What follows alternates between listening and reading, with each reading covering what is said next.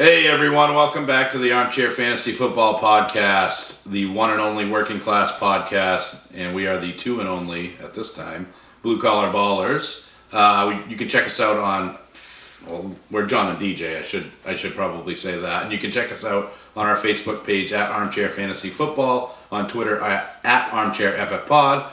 I'm on Twitter at Armchair Kingpin. John is on Twitter at John2977. You can email us at armchairfb@gmail.com with any start, sit, or general questions that you may have for us, or if you want to just say hi. You can find us on Spotify, Apple Podcasts, Stitcher, and Podbean, and you can view our videos on YouTube. Just search Armchair Fantasy Football Podcast, and we'll be there waiting. I'm stumbling over my words because I've literally done this intro 3 times. Prior to this intro because we keep screwing something up. But, that's what the Working Class Podcast is all about. So, with that being said, let's jump right into the news with Mr. John Sorois. What's up, guys? So we're going to get right into the news. Dallas Goedert, J.J. Arcega-Whiteside, and Alshon Jeffrey are practicing in full today. But Deshaun Jackson is expected to miss Week 4. Other news, this one hurts. Only real quick thing on that is Carson Wentz. Traditionally, when quarterbacks do not have Deshaun Watson out there, their efficiency goes down. So it's a little bit of a knock on him. But we'll wait and see how that shakes out. This news hurt me this week. Saquon Barkley gets a high ankle sprain. He is expected to miss 4 to 8 weeks. That's a huge bummer. And I know I was kind of scolding you for not having had handcuffed Mr. Barkley. Which Wayne Gallman at the time is the handcuff. Yeah, right now it's Gallman, and I know there's some scuttlebutt about them possibly going out and getting a running back. Maybe could be a C.J. Anderson, could be a Jay Ajayi. He's still kicking around out there. There's a couple other names too, right, John, that were mentioned? Yeah, Fozzie Whitaker, Benny Cunningham. Oh, yeah, well, maybe. Good old Fozzie. Maybe. Is he still Fozzie around? would work perfect for one of our scenes, though, I would think. It probably would. Waka, waka, waka. Waka, waka, waka. Other news, T.Y. Hilton, quad injury this weekend. He is unsure of Week 4, so stay tuned for info on that. And those soft tissue things tend to linger all year, so... He had an ice pack on it the whole second half of the game and did not come in, Huge... Did you see the size of that ice pack? Oh, yeah. It was like the Death Star, like, resting on his thigh, or his... He didn't see the field after that, so keep your eye on that injury. I think he sits this week. I think it's worse than what they're saying, but they're not letting anything out of the bag yet. Speaking of bad, Vance McDonald's arm is in a sling at the moment. Nothing has been reported, but they're taking precautionary reasons with him. But stay tuned for that. Hopefully an MRI will come with that, but right now they're just playing it safe. Cam Newton is dealing with a Lisfranc injury. Without surgery, is it expected 4 to 8 weeks to heal if he doesn't have surgery? If he has surgery, goodbye for most of the year. I was going to say, this is another one of those injuries that is a lingerer, and it will affect him all season long. Whether he's out there or not remains to be seen, but if he's out there, this is going to affect him all season long, and Allen looked really good. Yep, and Cam Newton's already been ruled out for Week 4, so yep. Kyle Allen will start this week. All right. And in other news, the Raiders want to get Josh Jacobs involved with more targets. Good idea. That offense looks awful. I just don't know. I'm beginning to think the Raiders are just a cursed team. I mean, look at what Amari Cooper's doing over in Dallas over the last year. And just a completely different player now that he's left Oakland. Where are they now? LA, Las Vegas, Oakland. Just I can't keep up with those guys. It's a crummy situation over there. I really do hope they get Jacobs more involved in the passing game because he does have a lot of skills in that side of the offensive side of the ball. He can catch. He can definitely catch. Offensive side of the ball. I don't know what I'm talking about there, but he good at catching. And he good at running too, but 10 carries isn't going to cut it. I know he's been, he had the cold this week, and I had a cold this past week, and so did John. Yeah. And it definitely affects your performance, but I really hope that it's wheels up for him from this point on because Week 1 looked okay, and then Week 2 and 3 just were very discouraging. But they had hard matchups as well, so you got to account for some of that too. Yeah, but they get I'm a little concerned about Jacobs because I don't see a lot of situations where they're going to be up or maybe even competitive in games, and that's going to hurt Jacobs big time. But I think they realize that he might be their best player on offense at this point, so they probably want to utilize him. And they probably should. Yep.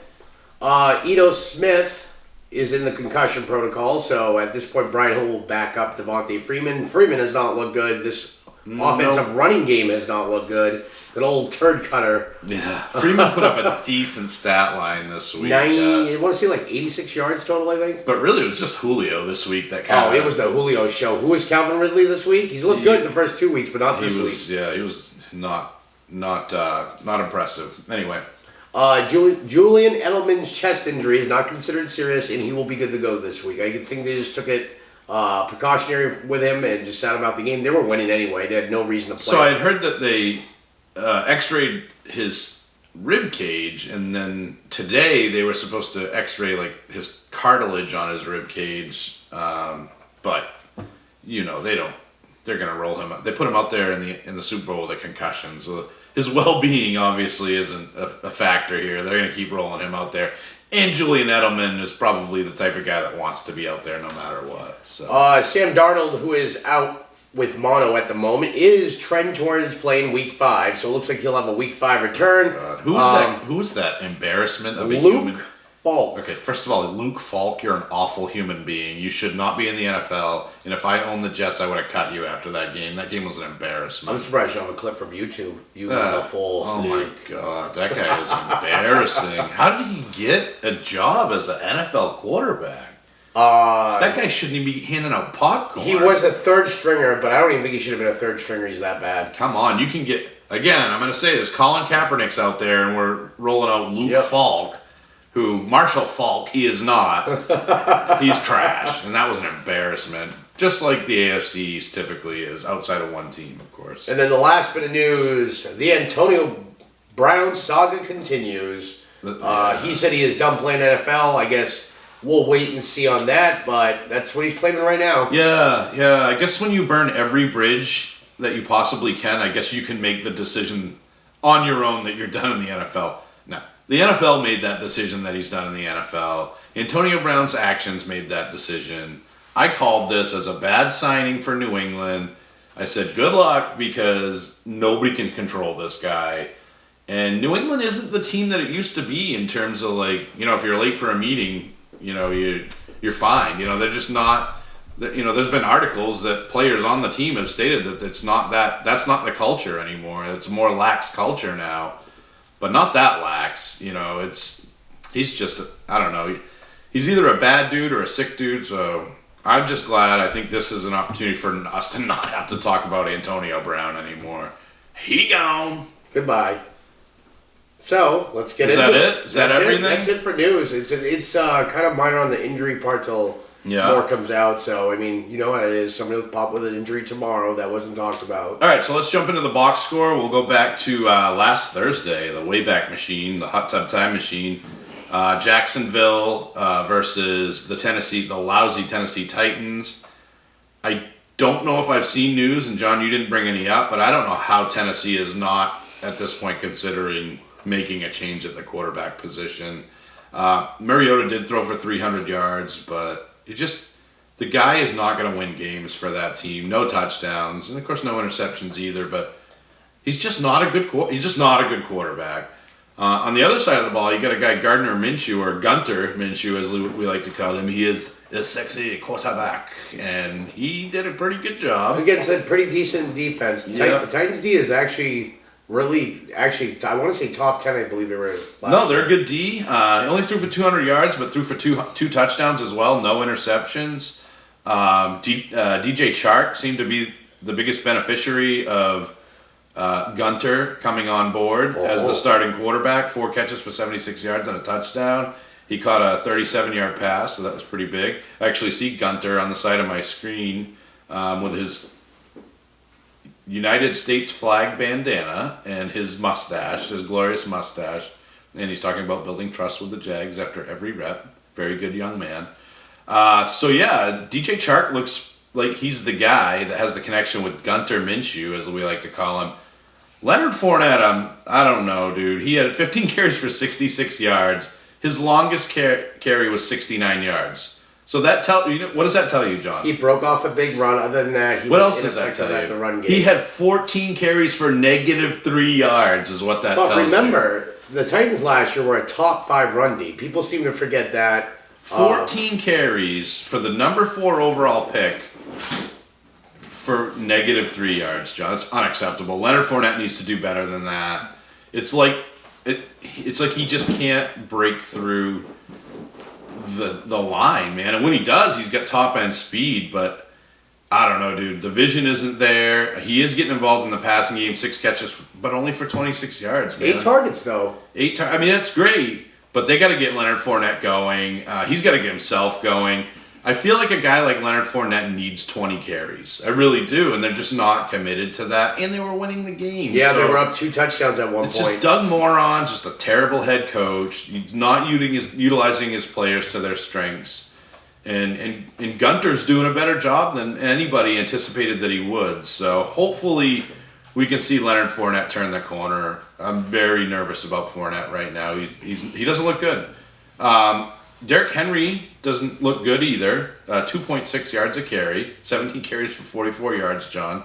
He did have a touchdown that salvaged the day for you, and he did have 1 catch. So what are your thoughts on Derrick Henry at this point? Derrick Henry, the first 2 games looked pretty decent. This come from me, who I am not a Derrick Henry lover at all. This game, yeah, his yards per carry were pretty low, but against the Jacksonville D, you still got to respect that Jacksonville D. I mean, they're not fully where they used to be, but you still got to take that D line in front 7 seriously. Yeah. I mean, he didn't rip off what he did but against them last year. 2.6 yards a carry. Yeah, that's pretty bad. But overall, I think through the first 3 weeks, he's done pretty decent. He has, but this week he didn't look good. No. Adam Humphries is back. He came back to life. 6 catches for 93 yards on 9 targets. You buying that for a waiver? No. Either am I. I don't trust it. I don't trust anybody on this team other than Delaney Walker. He's about as steady as they come for tight ends. 9 targets this week. Yep, 7 catches for 64 yards. So, I mean, Delaney Walker's the only... I mean, I guess you start Derrick Henry, but Delaney Walker is the only guy on this team that I'm starting with confidence. Mariota just can't support more than 1 pass catcher doing well in any given game. Corey Davis, 3 for 44. I mean, I know that guy's got the talent. Is he Devontae Parker now? I don't know.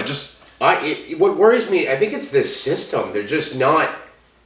It's Mariota. I think it's the offensive coordinator. It's just not good. Derrick Henry's talented. Adam Humphries is good. He's a good role player. Yep. Corey Davis has elite level talent at the receiver position, as does A.J. Brown. It's Mariota, man. This team has to start considering making a change at quarterback. And I get that it's Ryan Tannehill that's on deck. But I'm going to say it, John. Tannehill's a better quarterback than Mariota is.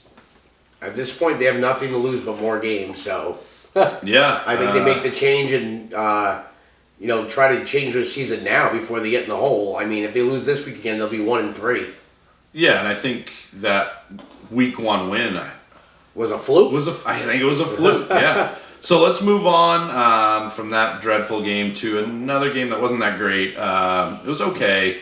The lowly Bengals, they lost 21-17 to the Buffalo Bills. Josh Allen, we'll go to the Bills side real quick, John. Josh Allen, another fine game. In our league, he's been scoring about 25 points a week. But is the ceiling ever going to be where we thought it was, John? I think eventually, you look at on paper, this matchup should have been there. Cincinnati's D is not stellar at all. Yeah. But I think you got to remember he's got all new personnel here. Cole Beasley's there. You got John Brown. So I think he's just trying to find these roles for everybody. But at the same time, I know they said they don't want to run him as much. But now they said that week 1 and 2. Now you're starting to see the run attempts go up now. Yeah. I think once they let him have more control, kind of like they did last year at the end of the season, I think Allen will get more comfortable, and I think he will get better. I think this week is what we're seeing his floor could be, but his ceiling's still not there. I think it's going to come, though. And he's got New England and Tennessee on deck, but after that, John, he's got Miami, Philly, Washington, Cleveland, Miami again, then Denver and Dallas. But that middle of the season, he's got a really good schedule. So definitely, I'm in a situation where I have Allen and Daniel Jones, who we'll talk about later. And I think it's a pretty good situation because Jones also has some easy parts of his schedule, and I'm just going to stream those two guys for the rest of the season. But I'm concerned about Allen's ceiling. I really am. Frank Gore, I told you, John, startable. 14 carries for 76 yards, 5.4 yards a carry, which is a huge jump up from what we've been seeing. And, of course, a touchdown. So if you started him, if you listened to me, he did pretty well for you. Not so much in PPR. Well, 2 catches for 13 yards, so he tacked on a few points in PPR as well. John Brown disappeared. John Sorois, what do you think of that? Not fully. I mean, he had 5 targets. Cole Beasley came out in this game, but... He had 4 for 51, but that's less than what you want for a guy that's really been... Who's the number 1 receiver, technically. Beasley, 10 targets, 8 receptions for 48 yards. Actually impressed me this week, but... They also took a trip down Dawson's Creek there with Dawson Knox. 3 catches for 67 yards and a touchdown. Only on 4 targets, though. Yeah, so, I mean, wait and see, though. I mean, I think the targets consistently are still going to Brown more than anybody. Allen spread the ball out to, I think, 10 different receivers. Yeah, it was quite a bit. Yeah, 10 different receivers. And then they ran the ball with Gore, Allen, Yeldon, Isaiah McKenzie, Dawson Knox, and John Brown. So they were running it with a bunch of different guys. And you know what? They won the game. And their defense, again, did a pretty good job. Joe Mixon, are you concerned with Joe Mixon at this point? And not in terms of Mixon's ability to produce, but once again, just like last year, his usage. 15 carries, dude. And it's that line, too. They're just awful. And they didn't use him really in the passing game until it was too late. Yeah, Dalton got sacked many. I mean, this is the Bills. The Bills' run D is not stellar, like I said, but their passing D is stellar. And since he was never out of this game, the usage for Mixon was a little perplexing in this one. Yeah, I mean, they're not using him at all in the passing game. He had 2 targets, 2 receptions for 34 yards. Yes, one was a TD. That salvaged his day. Yeah. He actually had a decent start PPR-wise. I think 17 points. Yeah. Not great. No, but that's not what you want from Joe Mixon. Yes, you want that 25-30. In a game that's scripted for him, really, or at least it should be. Yep. Auden Tate comes out of nowhere, 6 catches for 88 yards. John Ross, only 2 for 22. He came back down to earth. But John Buffalo does a really good job against the big play. Yep. So I think don't get too panicky over John Ross, but definitely, you can't expect those performances. He was covered by a Pro Bowl corner. Tre'Davious White is a top corner in this league, and there's a reason why. He covered their number 1, and they said he'd be shadowed for part of the game. He was pretty much shadowed the whole game by him. So it makes a difference. And it worked. Yeah. They took him out of the game. Tyler Boyd, his normal 6 for 67 steady Eddie stuff that you can expect from Boyd, and Dalton threw to a lot of different receivers as well. 8 different receivers caught passes for Andy Dalton, who got sacked a couple times, threw 2 picks, and threw 1 touchdown. So I don't think you were Dalton's a streamer, and I don't think anybody in their right mind was starting him against Buffalo. Not in this matchup, no way. For me, if you did, that's kind of on you. You buying any waiver wire here on any of the teams? So far, no. I don't trust Tate. I think it's a 1-week wonder. No, I wouldn't go after Auden Tate. Not somebody I'm interested in. But I mean, if you're in a really deep league or a dynasty, I guess you could go after him. But nah, I would pass. Hard pass on that. So we're moving on to Dolphins and Cowboys, John. I don't even like Drake. You don't like the Drake? I hate the Drake. I love the Drake. How could you not like the Drake? Who's the Drake? Who's the The Drake? Drake is good. Who is the Drake? How do you do this week, John? He had 13 attempts for 44 yards, and then 6 targets, 3 catches for 34 yards, a whopping 10 points in PPR. Which I think is the best game he's had all It year. is, actually. So things are going in the right direction for the Drake. And we only really talk about him every week because we like to listen to the Seinfeld clip about the Drake. But Miami's just... They're hot garbage. No, they're not good. They're not good. Josh Rosen got beat up pretty good in this game. He threw for 200 yards, no touchdowns, no interceptions. He got knocked out of the game at one point. Yep. And Fitzpatrick came in and had a 100% completion percentage, 2 passes for 29 yards. So really good stuff. The only shining star of this game is Preston Williams. I told you. He had 12 targets, 4 catches for 68 yards, and this is against a pretty good defense. Dallas is, I think, just getting warmed up on defense. Yeah. I know it doesn't reflect the score much. I mean, you give up 6 points. You know, at first, if you watch the first half of this game, you're like, what the heck is going on? When's Dallas going to wake up? And they did. They did. It took a lot longer than I expected, but Dallas did wake up, and so did the players. Dallas had 2 100-yard rushers this game. Elliott had 19 attempts for 125 yards and had 3 targets, 2 catches for 14 yards. I'd like to see more there, but they just had to leave in this game, and they got scripted after that. So Pollard had 13 attempts for 103 yards and a TD. So, I mean, he had a great game as well. I mean, the game just got out of hand, and once it did, they kind of just took it easy. Prescott had another great game, 19 completions on 32 attempts, 59.4 completion percentage, 246 yards, 2 TDs, and 1 interception, and he also ran the ball 2 times for 7 yards for a TD. So three TDs from Dak Prescott. Once again, another impressive start from Prescott. Yeah, I mean, Dak's looking great, but, you know, and I would just put the same disclaimer on Dak as I would put on other teams that have played nobody. You look, for example, at the Patriots, and I think Brady will be fine, but, I mean, they haven't played anybody all that good, in terms of offense, opposing teams' offenses. So they've been beating up on the weak, so to speak, and Dallas has done that as well.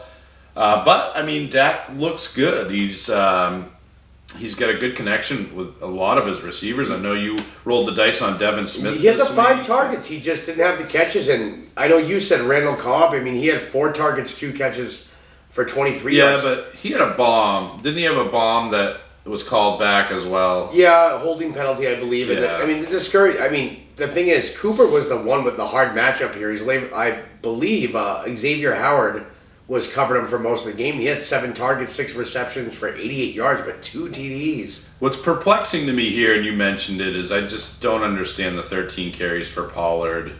Zeke got 19 carries, so that's workhorse level almost, and he 125 yards, 6.6 yards per carry. Pollard looked great too, but I just feel like Dak, and of course Pollard got a touchdown. I just feel like Zeke is the better of the two, obviously, and I don't understand why the carries are so close together. I feel like we're gonna get. Yeah, it sounds like there's a helicopter. There's like, I don't know if that translates through the microphone, but man, it feels like we're back at MASH. So anyway, yeah. So I'm just a little frustrated with the whole Zeke situation. I hope that they are easing him in, or just kind of trying to kind of ease him in based on the holdout, and that he wasn't exactly fresh. But come on, folks, it's week 4. Let's get back to normal with Zeke Elliott. Especially since we as fantasy owners are counting on him. As a Cowboys fan, I could really care less if they win or not. I want to win. Speaking of winning, Amari Cooper, as we alluded to earlier, is winning. The season, yeah. Yeah. Nice injury that I was so worried about. I was totally wrong about that. Yeah. He looks fine. He's a stud. 6 for 88, 2 touchdowns. Amari Cooper's a really good football What player. were the Raiders thinking? I don't know, but I'm telling you, go back to Kellen Moore, John. I really think that and a healthy offensive line is really the difference maker here for Dallas. They look great. I don't want to spend too much time on this game because it was a blowout. Again, back to the Miami side, it's Preston Williams. That's the guy to own on that team, and probably the only one outside of maybe the Drake, depending on the week, right? Depending on the week. So, moving on, Broncos-Packers. Devontae Adams, you are trash. I really appreciate me trading half my team to get you, and you catch 4 lousy passes for 56 lousy yards.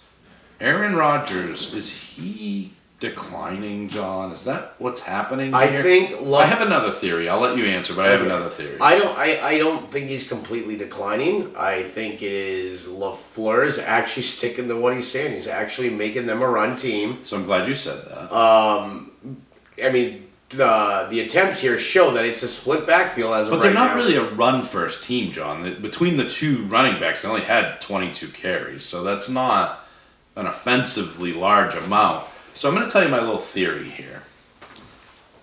LaFleur, during the offseason, basically said, we're going to do things the way we're going to do things, and A-Rod's going to fall in line.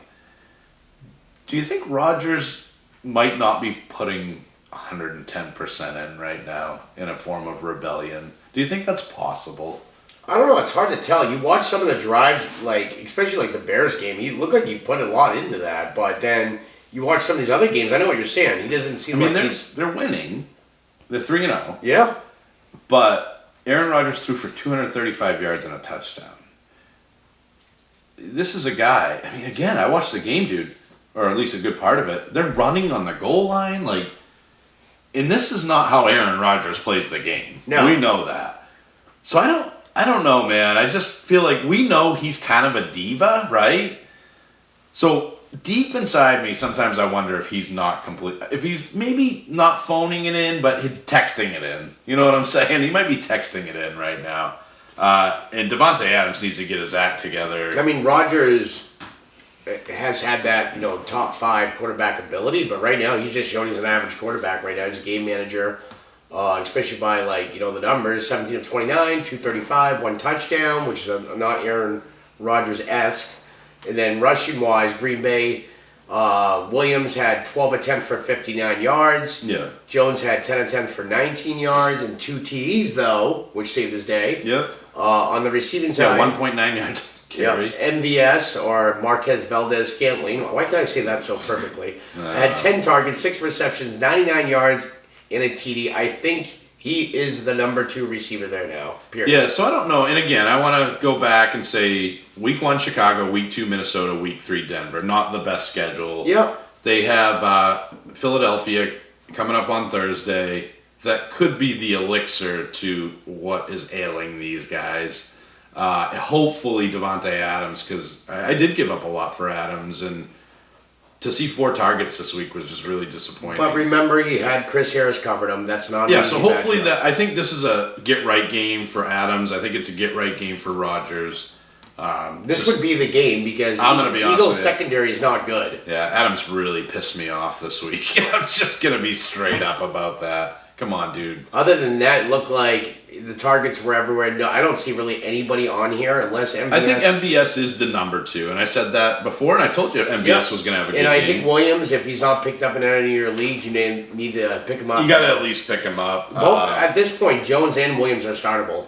Yeah, Williams isn't the athlete that Jones is. He's not going to burst around the corner and break a big run, but he was more efficient in this game, and that's going to earn him brownie points. Over on the Denver side of the ball, Phillip Lindsay had 21 carries for 81 yards and 2 touchdowns. Royce Freeman was more efficient with 15 carries for 63 yards and 4.2 touchdowns. He almost got a touchdown, too. He did exit the game at one point. I don't even remember what it was for. But so this is pretty much a split backfield as well. And I don't know. I think some weeks it's going to be Freeman, some weeks it's going to be Lindsay. These guys are high-end RB3s, low-end RB2s, I think, at this point. Cortland Sutton, again, getting the targets, 5 for 87. He's been pretty consistent. And Phillip Lindsay, obviously, 4 for 49 as well. So he did have a big game, but just consider that some weeks it's going to be Royce Freeman. So one last thing I saw was Emmanuel Sanders got shut down this week, so the Emmanuel Sanders train he's back is down done. I don't know if it's done, but Well, you don't say done for this week. it's just not the type of offense that supports a lot of receiving. So we'll move on to the next one. All right, Falcons Colts. Matt Ryan had a big game, 304 yards, 3 touchdowns, 1 interception, and I think that was other than him. Devonta Freeman was okay, 16 carries for 88 yards, and he added 3 catches for 7 yards. So he might have got you into double digits in PPR, but that's about it. Julio, this was the Julio and Hooper show. Julio 8 catches for 128 yards in a touchdown. Hooper 6 for 66 because he went against me, so that would explain the 666 and 2 touchdowns. I made fun of Austin Hooper way too much in the offseason. Mohamed Sanu, Mr. Steady, also got 6 for 75. John, that's pretty much the guys of record or of note, I should say, for Atlanta. Calvin Ridley, 1 catch for 6 yards. That's not what you expect from Calvin Ridley. I think if you need a waiver wire pickup this week, most of these big guys are already picked up. Believe it or not, Sanu sits in a lot of leagues still. He's averaging about 5 to 7 targets a game. So if you need a nice... Unfortunately, by the time we post this, waivers have already run. A bye week fill-in. Well, some people wait later too, believe it or not, too. But Sanu would be a good pickup, especially this is a week-by-week start, though, too. Yes, it is. San Francisco and New York Jets are on a bye. On the Indy side of the ball, Jacoby Brissett. Wow, he was fine. 28 of 37 for 310 yards and 2 TDs. Yep. And on the ground, not so great, but 3 attempts for 4 yards. But he looked pretty solid against this Falcons defense that I thought was improved, but apparently, I guess it wasn't this week. Yeah, I guess not. It was at home, too, for Indy. But Marlon Mack, 16 for 74 and a touch. That's a good, solid game there. If anybody's worried about Jordan Wilkins taking his job if Mack is out, 3 carries for -2 yards. He's just not that good. And Ty, Ty is starting to build a really good connection with Brissett, but how long is Ty out? With that quad issue, but he did catch 8 for 65 and a touchdown. So, and he was out, like you said, for a good portion of the last quarter at least, right? Yep. So the question is, who's going to benefit here? Because I want to say it's Paris Campbell. Yeah. It doesn't reflect it though. No, 3 targets, but he spread it out a lot too, man. Yeah. Pascal had 3 targets as well, but he had that long TD for 35, I believe. Yeah, he spread it out to 9 different receivers. Did Brissett? So I don't know. My gut tells me Paris Campbell. But they're kind of dropping quickly here, man. Devin Funchess, and now Hilton's got the quad injury. But other than that, I think it's business as usual. I don't think there's any really waiver wire guys. I would go after Paris Campbell. I think Campbell's going to be the guy that benefits the most. So, with that being said, we'll move on to the Ravens and the Chiefs. Ravens lost, much to my son Nigel's chagrin. He's a Ravens fan. Chiefs won 33-28, and the undeniable Kavorka of Patrick Mahomes continues. Guy's amazing. He is matchup proof. Baltimore Ravens, historically one of the great Ds, in and year out. It's almost an automatic. This team's gonna have a solid defense. Mahomes hung up 33 points on him, 3 touchdowns. Unbelievable. Looked like Darrell Williams is the guy to own, not Darwin Thompson. At the running back position, if McCoy is not healthy, or if Damian Williams isn't healthy for that matter. 9 carries for 62 yards. Great job there.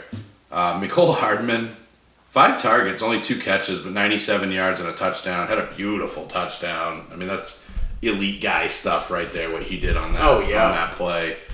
Kelsey, 7 for 89. Has he caught a touchdown this year?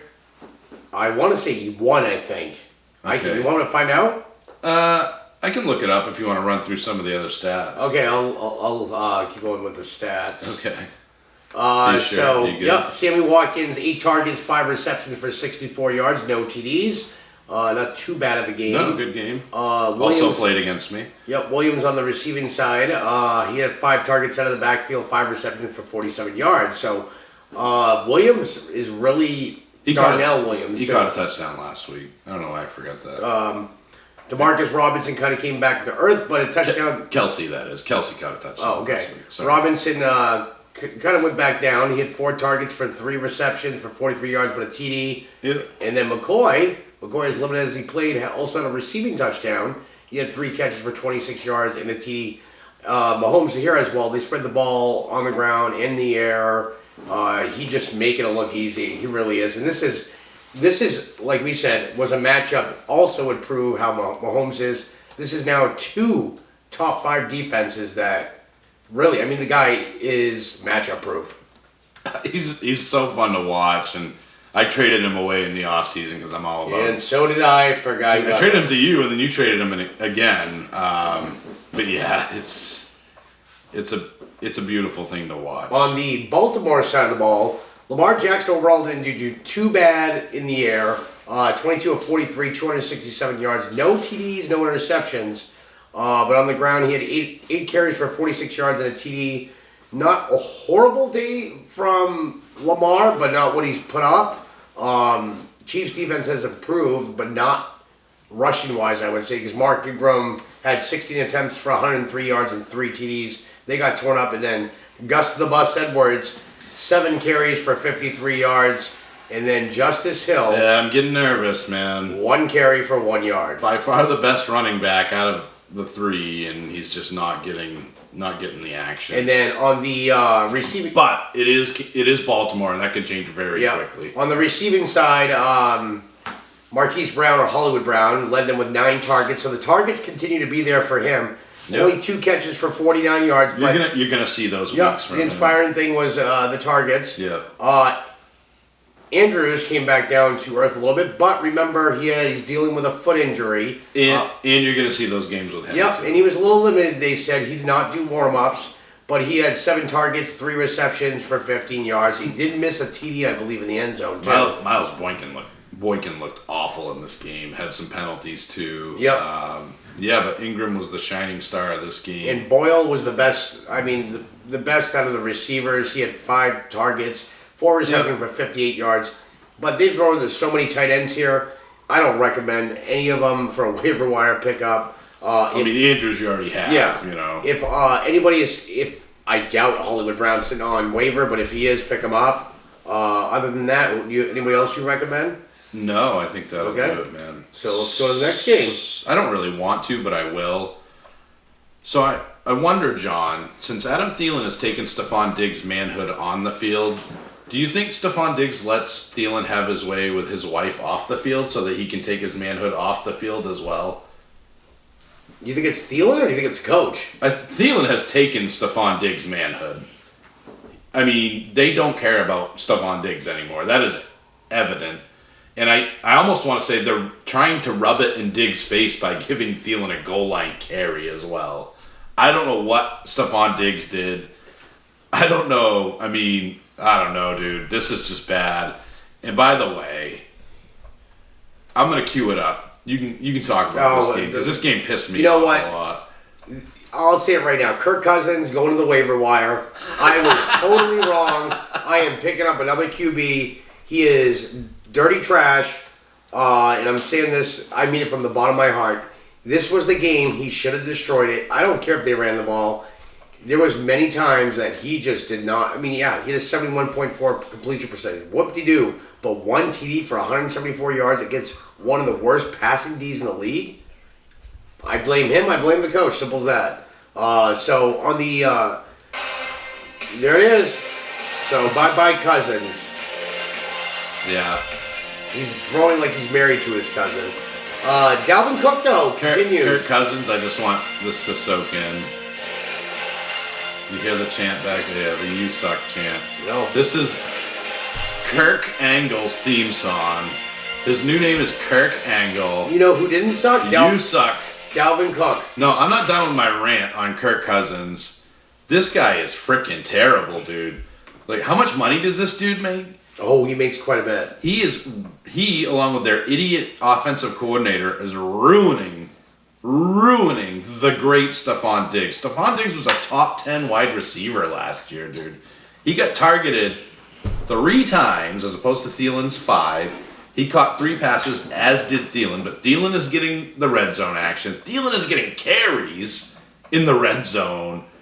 What did you do, Diggs, for Thielen to take your manhood? You need to step up as a man at this point, Stephon Diggs, and stop laying down for this action, dude. I'm going to say you need to go diva wide receiver and start demanding for some targets. It's not good. It's not looking any better next week, John, with Chicago. You need to cut Kirk Angle. And you know, I'm not going to cut Stephon Diggs at this point, but they're going to start losing games, John, because you would agree with this. You know football just like I do. Teams are going to be like, we need to do something about Dalvin Cook. We need to pay attention to that guy. Yep. And they're going to stack the box. It's going to happen. And you're not always going to play the Oakland Raiders. You know, so they might want to start making their offense a little bit more, add some more dimensions to their offense. So this would be the week to add the dimensions because they play the Bears. They do. And the Bears are tough D. The Bears are going to stack that box against Cook and force Cousins to throw. But I don't know if he's good enough. I'm not starting Cousins against the Bears defense. No way. I'm going to say next week, There might be talk about sitting Kirk Cousins. That team might have to start thinking about that. He's that bad. Meanwhile, on the Oakland side of the ball, Derek Carr is not. He's Horrible. Derek Carr. He's not He's horrible. fine. He's fine. He's steady Eddie. Yep. He had a decent game. 242 yards, 2 touchdowns. He did throw a pick. But that's a game. That game's not going to hurt you in fantasy. That's not a stat line that's going to hurt you in fantasy. One that will is 10 carries for Josh Jacobs. He did turn it into 44 yards, which is a pretty good average. 4.4 yards per carry is not bad. But he's not involved at all in the passing game. He didn't even get targeted in this game. And if you look at Jalen Richard, got 3 receptions. Actually, I'm sorry. Jacobs did get targeted twice for 0 catches. Richard got targeted 3 times. It's just, I don't even know who Foster Moreau is. I mean, is that a made-up name? Sounds French. Foster Moreau. So, I don't know, dude. This offense just looked bad. Outside of Darren Waller, this offense just looked Darren bad. Waller is a baller. I said that from the Darren the baller Waller. And Tyrell Williams was okay. Salvaged his day with a touchdown. Only 3 catches for 29 yards, though. But, again, you mentioned the news about Jacobs. Hopefully they start to realize we need to get him more involved. He is a playmaker. We need to throw the ball to our playmakers. And hopefully that happens. Because it's great. Death by paper cut with Darren Waller, 13 catches for 134 yards. That's great. But didn't win you the game, did it?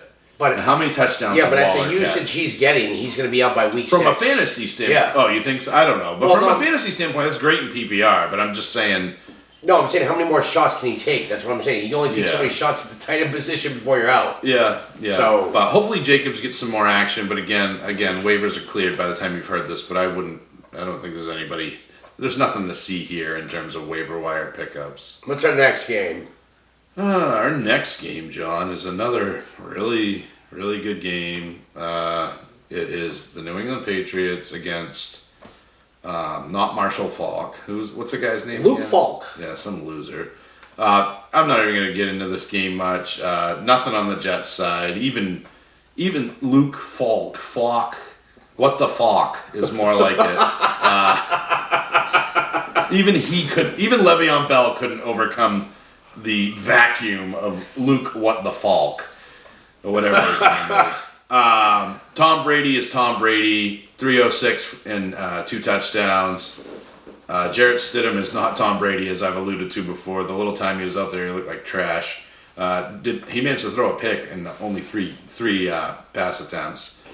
Burkhead looked good. Sony Michel looked bad. John, are you panicking on Sony Michel? I'm right getting now? scared here. I mean, they were up, so you think they would feed Michelle, excuse me, Michelle the ball more, but for some reason, Burkhead's the number 1, it seems like, almost there now.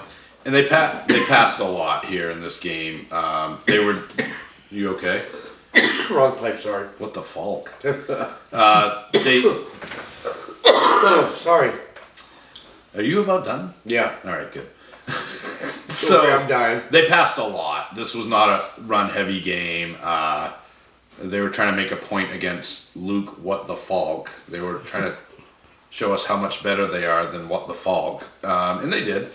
6 catches for 83 yards for Gordon, 7 and 62 for Edelman and a touchdown. Philip Dorsett is the one, John. If he's on the waiver wire, I think you got to start looking at him.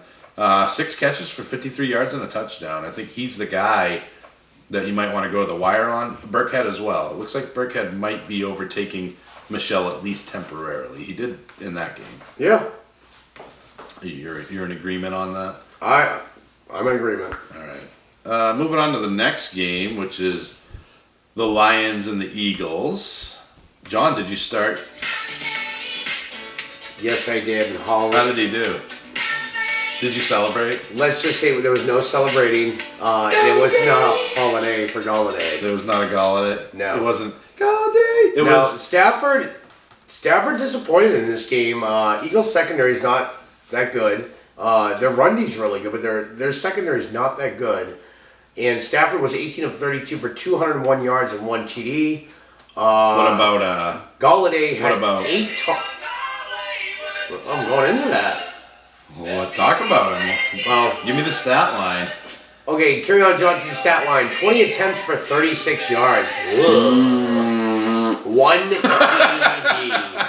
The touchdown salvaged his day, but And he's going to be used out of the backfield more with targets. He had 1 target for 7 yards. yeah, I might have been wrong about this guy. I might have to go ahead and apologize. And 20. I just want to go back to that, dude. Yep. 20 carries. He's coughing. It's so funny. I'm getting my cold back. 20 carries for 36 yards. You know how many yards per carry that is, bro?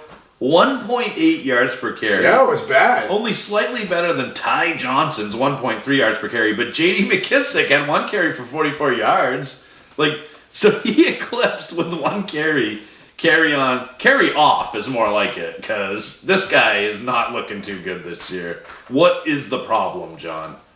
I just think, I don't know if it was the matchup. They played poorly. I mean, the numbers... The Eagles have a good run D. Yep, they have a good run D, so I do count that. But even, has Carolina the game over 100 yet? I don't think so. I don't believe so. No, I can so look that up for you, though. I'm getting a little panicky here, but the inspiring thing is the 20 attempts at running game. I mean, he clearly has the most, I'm saying, being utilized the most. Yeah, he's the workhorse back. Yeah, but there. to see his targets completely drop, I mean, 1 target, I would like to see 4 to 5, 5 to 6. And I know he's good, so I wouldn't hit the panic button yet. But frankly, John, week 1 was 49 yards, week 2 was 41 yards, and week 3 was 36 yards. He is bad right now. Yep. And 1 touchdown is what salvaged his day this time, and he did have 2 receptions for 47 yards a week 2. But I'm going to try to buy low on carry on, though, because I think things are going to get better. They got Kansas City and then a bye after that, so we'll see how things go. But he does have some tough matchups. He's got Minnesota down the road. Green Bay has been playing well. He's got Chicago. So he doesn't have an easy schedule this year. Nope. But I think he'll be Galladay had 8 targets, which you like to see, but he had 2 receptions for 17 yards. Amendola looks like, I think Amendola can be a decent waiver wire pickup. He's too... I just don't trust him. I don't know what... He's like Amendola used to be when he was with the Rams. Exactly. So he's sporadic, but he has the 5 targets. Is a nice thing to see for 4 catches for 37 yards, but... TJ Hawkinson is not hulking up anymore. You know what he reminds me of? What? He reminds me of a one-hit wonder. No, you call him Hawkinson. I call him TJ Huckaloogie Hawkinson because that's how bad. Yeah, he's that bad. Marvin Jones, Marvitron, 9 targets, 6 receptions. Hawkinson. TJ Hawkinson. Marvin Jones, 9 targets, 6 receptions, 101 yards, and 1 TD. He feasted. Yeah, Miles Sanders looked good in this one.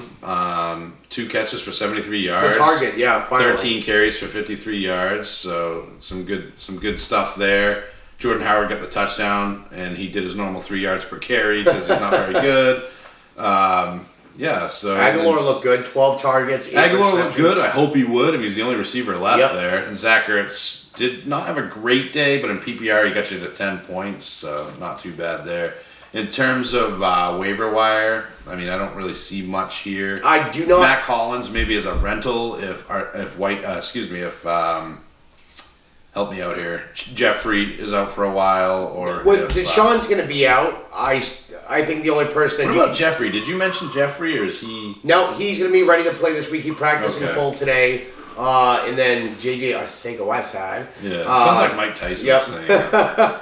But that is how to pronounce it. Yep, he will be available as well, but I haven't seen much out of him. But I think the person you want to add for the waiver wire here, if he has been picked up, would be Aguilar. Holy cow, John, we got to get rolling here. Okay. So what about Panthers and Cardinals? Panthers and Cardinals. Kyle Allen looked really good. Look for him on the waiver wire. Good waiver wire. Good streamer for quarterback potentially, especially if Newton's out for a while. Kyler Murray started a house of fire and then kind of petered off toward the end there. But the 43 attempts. Yeah, that's good to see. They run a lot of plays there. Yep. And he did have 8 carries for 69 yards, so we finally saw that running ability. Christian Kirk, 10 catches for 59 yards. Not really what you want to see in terms of efficiency, but 12 targets is good to see. But 15 points from 12 targets. Yeah. I mean, yeah. that's the good. This offense runs so quick. In PPR. Yes, in PPR. These are the type of players you want. Because when they do hit their game eventually, but this offense is so fast paced that they're gaining so much. No wonder you time lost share. this week, dude. David Johnson was awful. Yeah, he got hurt and then went back in. Okay. Oh, yeah. Yeah. And then he did catch 6 catches for 6 passes. Yeah, he did better on the receiving side. It was what saved me. McCaffrey's just an animal. 24 carries for 153 yards and a touch. And then, of course, passing game. He only caught 3 for 35, which is a little low for him. Only 4 targets. Greg Olsen is turning into a very steady tight end. Actually had a great game. 6 catches for 75 yards and 2 touchdowns. Curtis Samuel, 5 for 53 and a touch. Remember I said start him? Yep. DJ Moore, 1 for 52, but a touchdown salvage his day. I think. You said start him, and you got that touchdown. That's what. It doesn't matter. It's 11 points right there in PPR. And they they spread the ball out. McCaffrey though, wow. Are you worried about his usage? No. Nope. Okay. No. He's I think he beefed up in the off season, and guy looks good, man. Looks good. Rams Browns. The Browns are not a good offense, John. They're not good. Really, the only bright spot here was Nick Chubb, but other than that... I know the Rams play worse on the road, which they were on the road. They just don't play well on the road. I don't know what it is. I mean, Josh Allen looks better than Jared Goff and Baker Mayfield this year. Who would have thought that? It's just not great, dude. Baker looks awful. Like awful. But Baker does not look good. He doesn't look like the same person he was last year. He doesn't look comfortable out there. 190. He didn't even throw for 200 yards. If you had him, he got a touchdown, but I don't even know if that got you to 20, to be honest with you. His rushing totals were 1 for -1. I don't think he ran the ball. He got sacked 3 times. So. And then on the other side, Todd Gurley looks bad. So I'm just going to throw this out there. I said it before. Weeks 1 through 4, if you're playing, like the guy I went against this week, I had 2 touchdowns. He had 6. So I'm sure Aaron's riding really high. But just keep in mind, guys, weeks 1 through 4, not how the rest of the season typically goes. Teams are still feeling themselves out, still figuring out what they are. Guys like Kerryon Johnson might get utilized a little bit better than they're being used now. Teams are evolving. So I wouldn't get too comfortable. So if you're in a bad spot, don't give up. If you're in a good spot, don't assume that you're going to take the championship home. Just be a little cautious. He can switch quickly. There. Like Gurley could explode after this week and just go off. And Cooper Kupp went off this week. He had 12 targets, 11 receptions for 102 yards. And Cooks had a great game too. But Woods again was a non-factor. John, are you concerned for Robert Woods right now? I think it was like we discussed in the earlier podcast in the year. Remember, I said that Cooper Kupp has that ability to possibly be the number 1 here because of how good he is. Yep. So I mean, I think it might be the roles changing. He could turn. He looks like Goff's favorite target. By the way, I skipped a bunch of teams there. So we're going to go to the Giants and the Bucks. What a game. Daniel Jones looked great. Daniel Jones. He looks... He looks good. He looks really good. I watched this game. Are you ready? Oh, yeah. He looks surgical. So my new nickname for him is... He is Dr. Jones now. He is officially Dr. Jones. Carving up that Tampa Bay defense. He looked excellent. Didn't throw a pick. I think, did he fumble? Am I wrong? But I don't think he did, but I could be wrong just, though, too. Just surgical. And I'm glad I picked him up last week. And like I said, guys, last week, if there's a quarterback that's about to take over a starting role, you go out and you get them. And they might stink, but they might not. And I'm glad I picked up Daniel Jones. Unfortunately, obviously, Barkley got injured here. So is it Wayne Gallman? I mean, he had 5 carries for 13 yards, which is not good. But I think they're just going to chuck the ball a lot, dude. I mean, Sterling Shepard looked good. Evan Ingram looked good. Golden Tate's coming back. I think you're going to see a lot of passing in this offense. And, they might not make it to the playoffs, but I think they're going to die trying. I think they're taking this year seriously. No, I think this is a team. I think a lot of it lies on their defensive side. Offensively, it looks like they're starting to put things together, but defensively, I think a few shifts, maybe a few free agent signings, the team will get better. I mean, they're definitely heading in the right direction. What stands out to you for Tampa, other than obviously a huge game from Mike Evans, a homecoming? Evans had a huge game, and then on top of that, Winston. This is the Winston we like to see here. 23 of 37 for 380 yards, 3 TDs, 1 interception. O.J. Howard came back to life, second most yards on the team. So even with Evans getting 190 yards and 3 touchdowns, O.J. Howard came back to life a little bit, which is good because I've got Kittle on a bye next week and I need O.J. to step it up. Ronald Jones definitely looked his the one part. catch for 41 yards, and then he had 14 for 80. Yeah, but Peyton Barber got 13 carries, so they're splitting this right down the middle. But Jones outperformed Barber here, and then of course Chris Godwin did not look Yeah, great 4 either. targets, 3 receptions for 40 yards. I don't want to say he didn't look great. That's unfair. But no, this wasn't his game. This wasn't his week this week. And then I'm starting to get worried about the boogeyman. He got 3 targets for 23 yards, but it might be, reaching to a halt.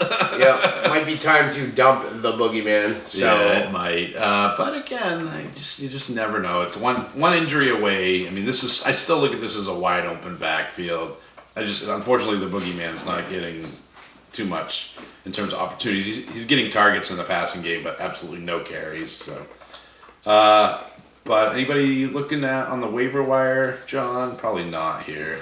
No. Again, we're too late because we failed you on our Monday for Tuesday episode, but we promise that it will not happen again. Right, John? Yes. Texans Chargers, John. What you got for that? Anything? Texans Chargers. Watson 25 of 34 for 351 yards, 3 TDs. On the running side, he had 7 attempts for 18 yards. Yep. He didn't look too bad. No, it looked great. Looked awesome. Hopkins, though, this is probably his floor game. His work, you know what I'm saying? 7 targets, 6 receptions, 67 yards. I mean, that's like a bad game for him. Yeah, I've heard that people are starting to worry about DeAndre Hopkins. Again, I would remind all of you guys that it is so early in the season that you're going to see some big shifts in terms of how teams are going to play, and I know week 2 was a little bit disappointing, 5 for 40, and week 3 wasn't great either, 6 for 67. But what worries me here is the rushing game from Texans. Hyde only had 10 attempts for 19 yards at TD. Duke Johnson still not involved, 2 attempts for 2 yards. They absolutely had no running game here. Yeah. Well, this is Hyde. This is yep. what Carlos Hyde is, and they need to give Duke Johnson They actually the ball just more. tried out C.J. Anderson today too. Yeah. Why not give Duke a chance before he tries Well, another back? not only that, dude, but there's so many guys out there that are better than C.J. Anderson. Yep. So anyway, I don't run a football team, so what do I know? Austin Eckler, man, Justin Jackson catching up to him. Eckler didn't look good, dude. I mean, he didn't look terrible. He had 4 yards per carry. He did have 7 catches for 45 yards, but Justin Jackson, 4 receptions, John, so they targeted him a little bit more. Yep, and he got the ball 5 carries for 26 yards. Yeah, he was more efficient on the ground, so I don't know what this means, but it's starting to balance out a little bit more. Keenan Allen's just ridiculous, dude. This guy might be the number 1 receiver at the end of the season because he's not only catching, he always has caught a ton of passes, but he's getting touchdowns this year too. I think Keenan Allen's been targeted 40-something times in 3 games. It's ridiculous. So if you have him... Keenan Allen has 42 targets, leads Michael Thomas and Tyler Boyd by 9. And then Mike Williams, this is what you're going to get from Mike Williams. You're going to have games that are great, and you're going to have games that are just kind of pedestrian. But, it's all... He's kind of touchdown dependent, I guess I'm saying. So what about... what are we moving on to next, John? We're kind of in the lightning round here. So did we do Rams Browns? We did Rams Browns. Yes, we did. So John, you know what is funny when you ask me for advice and then you don't listen to it. I know. It's good. It's hard to trace, I guess. Wait, you changed your name to McLovin? McLovin? What kind of a stupid name is that, Vogel? What are you trying to be, an Irish R&B singer? Oh, they let you make it. McLovin. Why did you not start McLovin? I told you to start McLovin, and you started some dude from Dallas, John. Devin had the better matchup. McLovin at this point is just seeing the target share. I got scared off. It's the Bears defense. Let's be honest. It's the Bears defense. Yeah, well, McLovin was the rose that grew from concrete on that team. Case Keenum had a good game, actually. But he threw 3 interceptions, so I wonder. He had 2 fumbles, I think, too. I wonder if they're going to start thinking about Haskins. But they say they're rolling with Keenum. Adrian Peterson is still not a very good football player. 12 carries for 37 yards. It was really Paul Richardson had a good game, 8 for 83. Chris Thompson did his thing, 4 for 79. But it was really the McLovin show. And yes, we know it's McLaurin, but it just says McLovin. What about David Montgomery, man? He's slowly taking the shares away more and more every week. If you actually look at this, he got, I would say, 75% of the shares here. They're getting Patterson involved quite a bit, though. More than they feel like he's upticking. Yeah, he's a talented guy. Taylor Gabriel had a big game. 3 touchdowns, dude. 6 for 75, 3 touchdowns, and nobody started him. And then Allen Robinson has sneakily been a steady guy. A steady start every week. So, Cohen... Just real quick, Anthony Miller, just not seeing it. I really was hoping that it would happen this year. Maybe he's a third-year breakout. But 1 catch for 15 yards. Got targeted 3 times. Just it's not happening there. What were you going to say? Sorry. Oh, Cohen's slowly disappearing, too. Yeah, but again, Cohen's one of those guys that you have to anticipate games like this happening. I know he had a good first week, and then since then it's kind of been... Oh, Mitch Trubisky, this is the game you wanted from the beginning, and he finally came out. He was 25 of 31 for 231 yards, 3 TDs, 1 interception, so didn't do much on the ground. I would still not roster him. The guy's a bum. He's just been a huge disappointment. So we only get a couple games left here, John. Okay. Steelers-Niners. I'm starting to worry. Big Ben's not there, and Mason Rudolph doesn't look that good, and James Conner doesn't look that good, and Juju Smith-Schuster looks great, but can Mason Rudolph get the ball to him enough times? I mean, jeepers, man. Are you nervous? Because I'm nervous. Are you worried about your 200 target bet? Well, I mean, that went out the window. that bet was abandoned and defunct once Ben went away. That's obviously not the norm. Not having star quarterback is not a normal situation. Give him. It's his first game starting. Juju did get targeted 7 times. I mean, the 49ers are actually an improved team. Shanahan has done a good job on the defensive side and the offensive side, but I'm really worried about Pittsburgh from a fantasy point of view. What about Deontay Johnson, John? Targeted 6 times, 3 catches, 52 yards, and a touchdown. Is James Washington not ownable at this point? No, they went young at receiver this week. They completely sat Moncrief. He got benched. I mean, he's not good. Yeah, though. Johnson started over Washington. Washington got involved in 3 wide receiver sets, and this week, keep an eye on it. If McDonald's not playing, I think they're going to have to throw to Washington and Deontay Johnson more this week. And I think Deontay is someone you might be able to pick up on the waiver wire. Keep an eye on. Yeah, I agree. George Kittle still waiting for it to really pop there. 6 catches for 57 yards. Fine, just fine. The 2 touchdowns that he had robbed from him in week 1, it's just... Man, it's just disappointing so far with Kittle. He's fine. He's getting you double-digit numbers every week in PPR, but you're expecting more, and I think you'll see more. But Garoppolo turned back into a pumpkin, man. 277 yards, a touchdown, 2 interceptions. And honestly, I don't think Pittsburgh's D's all that good, although they did get Minka Fitzpatrick. They look better, but not great. And then surprisingly, Breida was just okay. Dante Pettis played. Yeah. Yeah, she finally had a touchdown, too. He actually got targeted more than once. He did. 5 targets, 4 receptions, 20 yards for a TD. That's encouraging. Deebo Samuel still getting consistent targets. A little less I'd like than last to see more there. I picked up Deebo with high hopes that he could be a breakout guy. He is just a rookie, though. So, they spread the ball out a lot. Yeah. And really only Kittle. And Jeff Wilson Jr., I know this is a gamble on a waiver wire pickup, but if you are desperate, not this week because you're on a bye. He's had 2 touchdowns 2 weeks straight. Yes, that's why I'm starting to say. He's exclusively being used as the goal line back. So, he's worth a waiver wire ad. Especially now, a lot of guys might not go after him because of the bye he's going to be on a bye, yeah. so you could get him for $1. So who's next? I think we have one more game, and that is the Saints and the Seahawks, John. The Saints won the game 33-27. Russell Wilson just went off. I didn't expect this. I did not expect... New Orleans defense has been pretty solid this year. Yes, they got beat up last game, but it also hurts when you lose your starting quarterback. But 406 yards from Russell Wilson. No. They said, dude, that was passing. Yeah. He got 51 yards rushing, finally. So 4 total touchdowns. Yep. Russell Mania was running wild. Yeah, he ran wild on my fantasy team this week. So did Tyler Lockett. 11 for 154 and a touchdown. Metcalf kind of came down to earth a little bit with 2 for 67. Disley, is he worth picking up? 6 for 63. The last 2 weeks he's looked really good, and he looks like he's seen a decent target share here. And next week he faces Arizona, who's terrible against tight ends. The last against tight ends. Yeah, so he might be worth an ad. But yeah, man, it was just a three-man show, really. It was Disley, Tyler Lockett, and Russell Wilson. And I want to just point out that Chris Carson fumbled the ball again. Chris Carson got 3.5 yards a carry, so he's got about 3.1 for the season. He's not, you know why, John?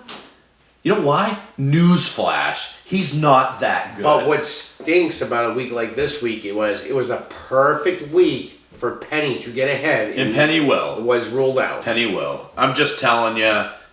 I was telling Jake, and you guys were laughing at me. And Jake was belittling me for suggesting that Penny was going to have a better season than Chris Carson. Chris Carson's just not that good of a player. And the cream, John, the cream rises to the top. You know what happens when you flip a penny? What? You get a Carson. I'm just messing with you. It was a joke. I don't get it, though. You flip a penny, get a penny. Okay. I thought it was a terrible joke. Speaking of cream, the creamy goodness of Alvin Kamara brought 16 carries for 69 yards. This is the Kamara game we wanted to see last week. 9 receptions for 92 yards, a rushing touchdown, a passing touchdown. This is Alvin Kamara. With or without Drew Brees, he rocked the house. And Michael Thomas came back to form a little bit too, 5-54 with a touchdown.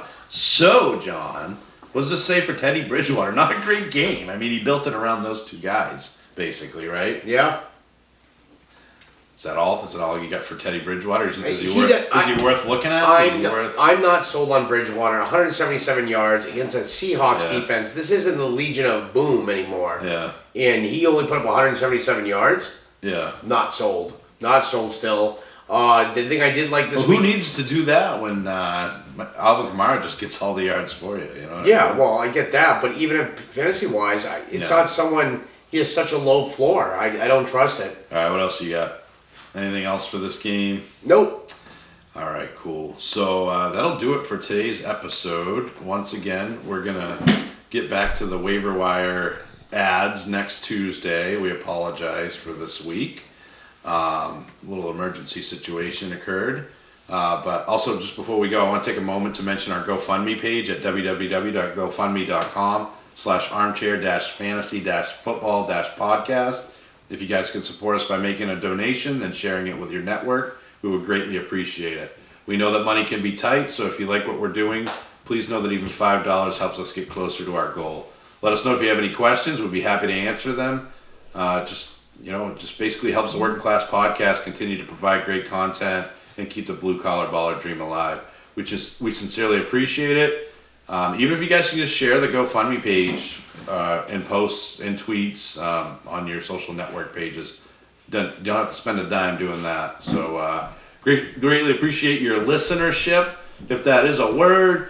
And we're gonna go home and go to sleep because it's getting late. We worked hard all day, and I think that's about it. What do you think, John? Yeah. We'll do it again tomorrow. We'll be back for another show.